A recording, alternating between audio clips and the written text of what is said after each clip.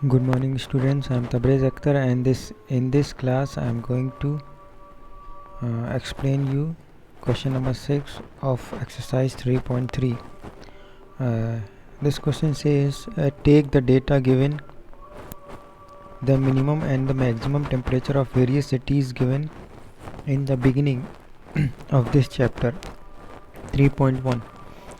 Plot a double bar graph using the data and answer the following. ठीक है, answer देना है। Question में 3.1 टेबल को देखते हुए हमें डबल बार ग्राफ बनाना है। तो टेबल 3.1 आपके चैप्टर में जो आप देखिए ऊपर की तरफ देखिएगा या पहले की तरफ देखिएगा, टेबल 3.1 आपको मिलेगी।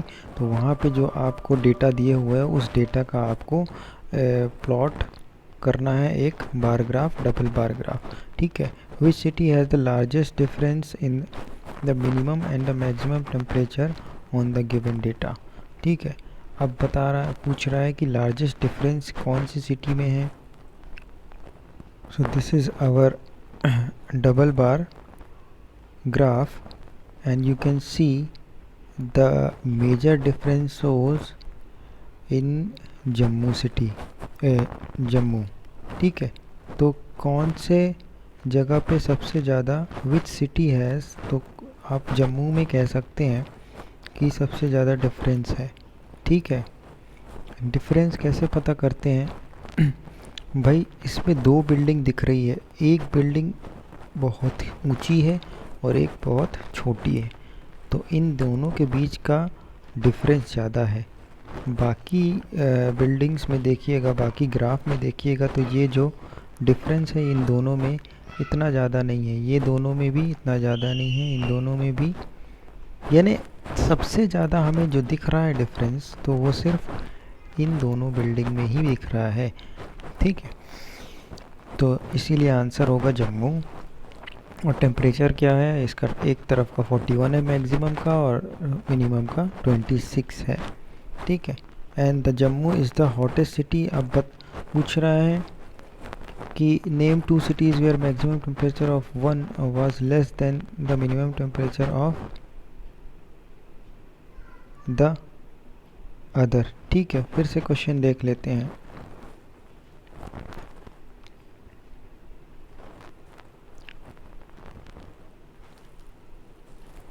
विच is the hottest city and which is the coldest city. अच्छा, सेकंड क्वेश्चन ये है कि सबसे हॉटेस्ट कौन है और कोल्डेस्ट कौन है। ठीक है। तो Jammu is the hottest city due to maximum temperature is high and the Bangalore is the coldest city due to maximum temperature is low. ठीक है। तो यहाँ पे सबसे हाई, सबसे ऊंची बिल्डिंग तो जा रही है जो ये वाली। ठीक है। तो ये वाली जम्मू की है, इसीलिए हाई, सबसे ज़्यादा टेम्परेचर जो है वो जम्मू का होगा।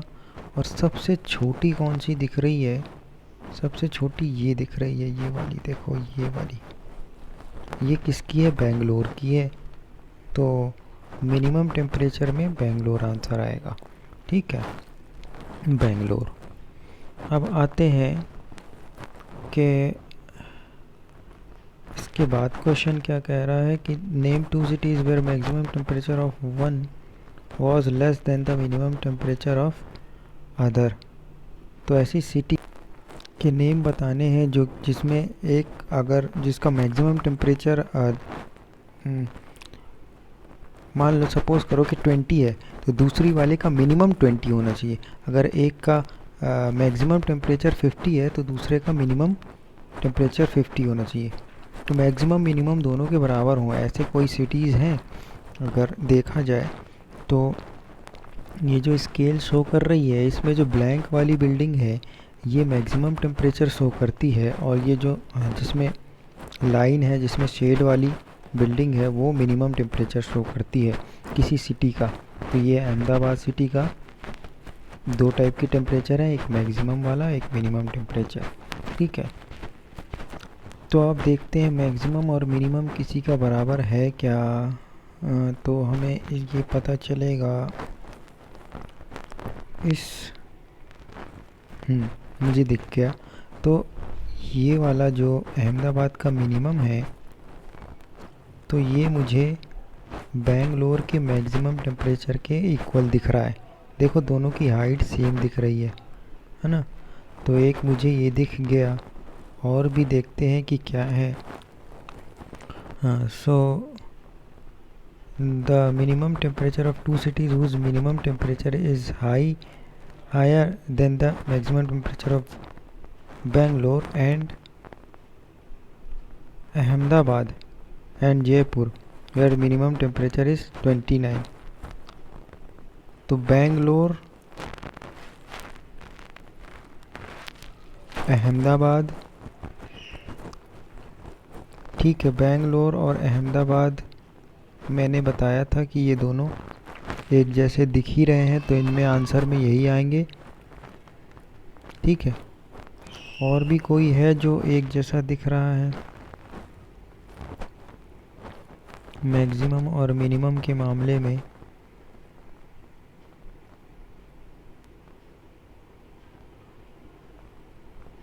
तो इसमें और कोई तो इक्वल नहीं दिख रहा मुझे। शायद जयपुर जो है ना, जयपुर कहाँ, ये जयपुर जो है ना, वो भी शायद इसी के इक्वल है बेंगलोर के, तो जयपुर भी आएगा। ठीक है, तो इस टाइप से आपका थर्ड आंसर हो जाएगा। उसके बाद Mumbai has the least difference in temperature. अब आते हैं क्वेश्चन की तरफ। लास्ट क्वेश्चन क्या है? Name the city which has the least difference between its minimum and the maximum temperature. तो मिनिमम और मैक्सिमम में सबसे कम डिफरेंस कौन से शहर में है? तो सबसे कम डिफरेंस जो है वो मुझे मुंबई में ही दिख रहा है। देखो दोनों बिल्डिंग में डिफरेंस बहुत कम है, ठीक है, और बाकी में ज़्यादा डिफरेंस लग रहा है। ठीक है, तो ये हो गए आंसर आपके लास्ट वाले क्वेश्चन। अब आते हैं 3.4। 3.4 में एक क्वेश्चन है, tell whether the following is certain to happen, impossible and can happen. ठीक है, कुछ क्वेश्चन दिए हैं, इसमें से बताना है कि कौन से सर्टेन है, यानी कौन से कंफर्म है कि हो सकते हैं, कौन सी चीज़ें कंफर्म है, कौन से स्टेटमेंट ट्रू है या फिर कंफर्म है, कौन से स्टेटमेंट इम्पॉसिबल है यानी नहीं हो सकते जो, और कौन से स्टेटमेंट कैन हैपन यानी पॉसिबल है, यानी पॉसिबिलिटी है कि वो हो सकते हैं, पर वो 50-50 है, हो भी सकते हैं नहीं भी हो सकते हैं। ठीक है, तो इन स्टेटमेंट्स को पढ़ के बताना है कि कौन से सूटेबल है। तो सूटेबल है, कौन सा आंसर सूटेबल है इनके लिए? तो फर्स्ट है you are older today than yesterday, यानी यस्टरडे से ज़्यादा बड़े हो गए हो आज आप, या ओल्डर हो गए हो आज आप। हाँ, ये तो सही बात है कि यस्टरडे में मैं जितना था उससे एक दिन तो बड़ा हो गया ना, आज एक दिन बड़ा हो गया। तो ये बात क्या कहलाएगी? कंफर्म कहलाएगी, यानी ट्रू कहलाएगी, यानी सर्टेन कहलाएगी। ठीक है, तो सर्टेन कहलाएगी ये बात। ठीक है, second, a toss coin will land heads up. कोई टॉस सिक्का उछाला गया और उसमें जब वो नीचे गिरे तो हेड आ जाए। क्या आ जाए? हेड आ जाए। तो क्या ऐसा हो सकता है? क्या ये सर्टेन है, यानी क्या ये 100% ट्रू है कि हेड आ ही जाएगा? नहीं। तो इसमें आंसर क्या होगा? Can happen. Can happen but not certain. ठीक है, तो कोई सिक्का उछालने पे हेड आ सकता है, लेकिन कोई कंफर्म नहीं है, कोई सर्टेन नहीं है, ठीक है। टेल भी हो सकता है, इसीलिए इसको सर्टेन नहीं कहेंगे। तो इसका आंसर होगा can happen but not certain, ठीक है। Third number, a die when toss shall land up with 8 on top. Dice लिखा होना चाहिए शायद। तो अगर किसी डाइस को फेंकोगे तो उसमें 8 आ जाए, क्या आ जाए, 8, तो ये इम्पॉसिबल है। क्यों? क्योंकि किसी भी डाइस में 8 तक नंबर होते ही नहीं है, नहीं होते ना, ठीक है। इम्पॉसिबल है क्योंकि as there are only 6 faces on a dice marked as 1 2 3 4 5 6, तो 6 तक ही मार्किंग होती है किसी डाइस में, इसीलिए 8 पड़ जाना, उसमें 8 आ जाना इम्पॉसिबल है, ठीक है। अब आते हैं, दो और क्वेश्चन दिए हैं, जैसे कि the next traffic light seen will be green. तो जो ट्रैफिक लाइट जल रही थी, अब जब जलेगी दोबारा तो उसमें ग्रीन जलेगी।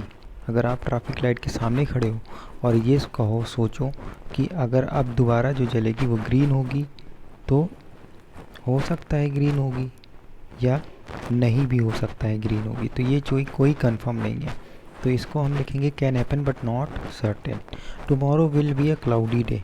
कल क्लाउडी डे होगा, यानी कल बादल होगा, तो ये सर्टेन है, ये सर्टेन नहीं है। हम कैसे बता सकते हैं कल बादल होगा, ठीक है। तो हो भी सकता है, नहीं भी हो सकता, तो इसका आंसर होगा can happen but not certain. तो ये हमने कर लिए question number first. Second is there are 6 marbles in a box with numbers 1 to 6 on each of them. What is the probability of drawing a marble with number 2? ठीक है, एक box में 6 marble रखे हुए हैं, 6 मार्बल रखे हुए हैं, और 6 मार्बल्स में नंबर लिखे हुए हैं। फर्स्ट वाले मार्बल में नंबर 1, सेकेंड में 2 3 4 5 6, 6 में नंबर लिखा हुआ है। अब ये कह रहा है कि नंबर 2, यानी जिसमें 2 लिखा हुआ है, उसको निकालने की प्रोबेबिलिटी क्या होगी। प्रोबेबिलिटी मतलब होता है संभावना, संभावना मतलब क्या होता है, पॉसिबिलिटी, ठीक है। संभावना मतलब क्या होता है, पॉसिबिलिटी, यानी चांसेस कितने हैं, ठीक है। तो अगर कोई बॉक्स रखा है जिसमें 6 मार्बल हैं और 6 के 6 मार्बल में काउंटिंग लिखी हुई है, यानी गिनती लिखी हुई है, यानी नंबर लिखे हुए हैं, और हमें बिना देखे या फिर बिना किसी क्लू के किसी एक मार्बल को निकालना है, तो उसमें 2 आ जाए, यानी नंबर 2 सेकेंड नंबर का मार्बल निकल आए बाहर, तो इसके चांसेस कितने होंगे या इसकी प्रोबेबिलिटी कितनी होगी, यही चीज़ हमको फाइंड आउट करना है। इसको फाइंड आउट करने के लिए हमारे पास एक फार्मूला होता है जिसको कहते हैं probability equal to number of favourable outcome upon number of possible outcomes, ठीक है। तो फेवरेबल आउटकम क्या होता है और पॉसिबल आउटकम क्या होता है। सबसे पहले हम स्टेटमेंट लिखते हैं, number of marbles in box, box में मार्बल कितने हैं, 6 मार्बल हैं, ठीक है। और क्वेश्चन क्या पूछ रहा है, क्वेश्चन पूछ रहा है कि 2 आना चाहिए जब निकालो मार्बल, किसी एक मार्बल को निकालो तो 2 सेकेंड नंबर का, यानी जिसमें 2 लिखा हुआ है वो मार्बल निकलना चाहिए। तो number of marbles marked with 2, तो ऐसे मार्बल्स बॉक्स में कितने हैं जिसमें 2 लिखा है, तो ऐसा मार्बल सिर्फ एक है जिसमें 2 लिखा हुआ है, ठीक है। बॉक्स में सिर्फ एक ही मार्बल ऐसा है जिसमें 2 लिखा हुआ है, ठीक है। तो टोटल नंबर ऑफ मार्बल्स जो हैं वो कितने हैं, 6 हैं। तो इसको हम क्या कहते हैं, इसको कहते हैं पॉसिबल आउटकम्स, इसको क्या कहते हैं, पॉसिबल आउटकम्स, ठीक है।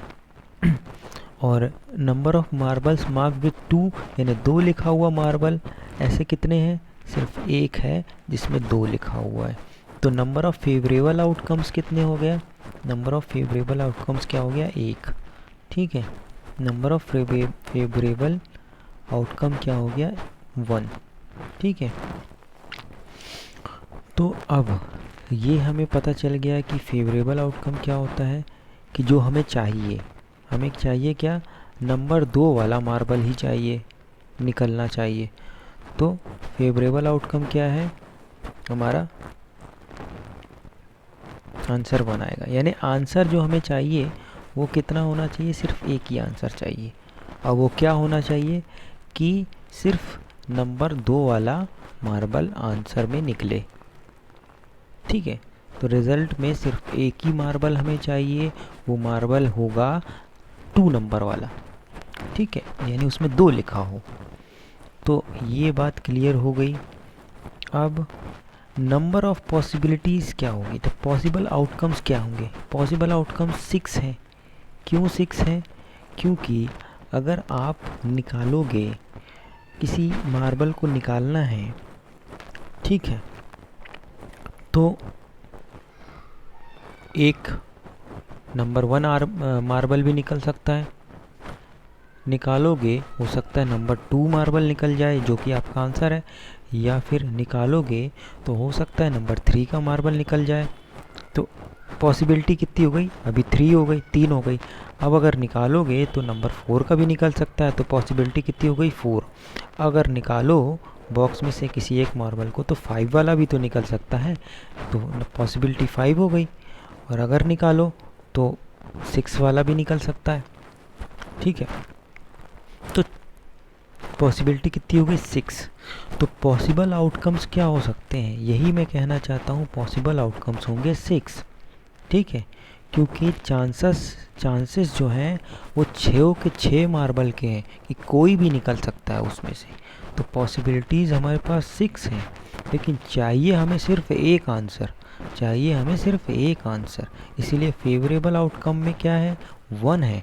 और वो आंसर क्या होना चाहिए, वो आंसर हमारा होना चाहिए एक मार्बल जिसमें 2 लिखा हो, यही हमारा आंसर होना चाहिए। तो फेवरेबल आउटकम 1 है और पॉसिबल आउटकम 6 है। तो पॉसिबिलिटी यानी प्रोबेबिलिटी क्या होगी, favourable outcome upon possible outcome, that means 1/6। ठीक है, फेवरेबल 1 और पॉसिबल जो था वो 6 था, तो 1/6 हो गया आंसर।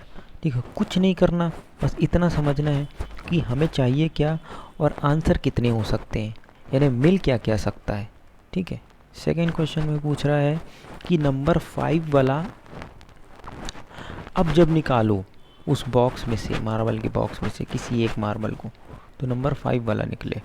तो नंबर 5 वाला निकले यानी अभी इस टाइम क्वेश्चन नंबर सेकेंड में रिज़ल्ट क्या चाहिए, इस टाइम रिज़ल्ट भी हमें एक ही चाहिए, सिर्फ एक ही मार्बल निकालना है और एक ही मार्बल आंसर हो सकता है, लेकिन वो वाला मार्बल जिसमें 5 लिखा हो, 5 लिखा हो। ठीक है, तो रिज़ल्ट मेरा सिर्फ एक होना चाहिए। और आ कितना सकता है, आंसर आ सकता है 6, या 1 भी निकल सकता है, 2 वाला भी निकल सकता है, 3 वाला भी निकल सकता है, 4 वाला भी, 5 वाला भी, 6 वाला भी। तो ऐसे पॉसिबिलिटी 6 होगी। तो प्रोबेबिलिटी का फॉर्मूला ये होता है number of favourable outcome upon number of possible outcomes. तो रिक्वायर्ड प्रोबेबिलिटी क्या होगी, 1/6। ये भी 1/6 होगी, क्यों, क्योंकि इसमें भी हमें रिज़ल्ट सिर्फ एक ही चाहिए। तो और पॉसिबिलिटी 6 है, तो आंसर होगा 1/6। तो ये था हमारा क्वेश्चन नंबर 2। क्वेश्चन नंबर 3 को कह रहा था कि प्रोबेबिलिटी निकालना है, what is the probability that your team will start. अगर कोई सिक्का उछाला जाता है तो आपकी टीम जीत जाए, यानी टॉस आपकी टीम जीत जाए, इसकी प्रोबेबिलिटी निकालना है। तो ठीक है, अगर कोई सिक्का उछाला जाए तो उसकी पॉसिबिलिटीज़ क्या हो सकती है, यानी आंसर कितने हो सकते हैं, आंसर 2 हो सकते हैं, या तो हेड होगा या टेल होगा। तो हम ये कह सकते हैं पॉसिबल आउटकम्स कितने होंगे, 2, या तो हेड या टेल। तो पॉसिबिलिटीज़ कितनी हो रही है, 2। ठीक है, ये तो हमें पता चल गया। फेवरेबल आउटकम यानी हमें चाहिए क्या, रिज़ल्ट क्या होना चाहिए, हमें जीतना है। तो अगर हम हेड लिए हैं तो हमें चाहिए क्या, सिर्फ एक ही आंसर चाहिए, हेड। ठीक है, और अगर हम टेल लिए हैं तो हमें चाहिए क्या, सिर्फ एक ही आंसर चाहिए, क्या, वो टेल। तभी हम जीतेंगे। तो हमारा आंसर क्या होगा, सिर्फ एक ही होना चाहिए, टेल या फिर हेड। ठीक है, तो फेवरेबल आउटकम्स में सिर्फ एक चाहिए हमें, सिर्फ एक ही रिज़ल्ट चाहिए। तो फॉर्मूला होता है probability equal to number of favourable outcomes upon possible outcomes. तो अब दोनों को कंपेयर कर दें, यानी दोनों की जगह वैल्यू रख देंगे। फेवरेबल आउटकम में 1 है, पॉसिबल आउटकम में 2 है, तो 1/2 हो जाएगा आंसर प्रोबेबिलिटी का। Therefore the probability of my team is 1/2 to start first. तो हमें जीतने के लिए जो प्रोबेबिलिटी होगी हमारी वो 1/2 होगी। ठीक है, तो ये हो गया आपका 3.4 भी पूरा कंप्लीट। Thank you.